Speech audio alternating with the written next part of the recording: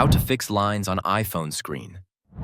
If your iPhone screen shows vertical or horizontal lines, there are a few ways to fix it.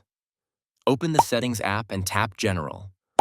Scroll to the bottom and tap Shut Down, or force restart your iPhone by pressing Volume Up, then Volume Down, and holding the side button until the Apple logo appears.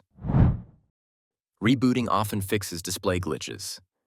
If the lines are still there, go back to General and tap Software Update. Install the latest iOS version because many glitches are fixed by updating your software. If the issue continues, check whether it's a hardware problem.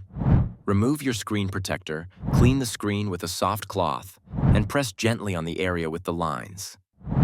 If the lines change or disappear when you press, it's likely a hardware issue and you should visit an Apple store for diagnostics or a screen replacement. If pressing doesn't affect the lines, it may be a software problem.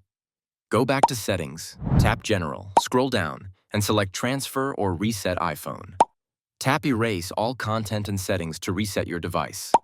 Your data will be backed up, and this process reinstalls everything to rule out software issues. If the lines remain after a reset, the problem is most likely hardware and needs professional repair.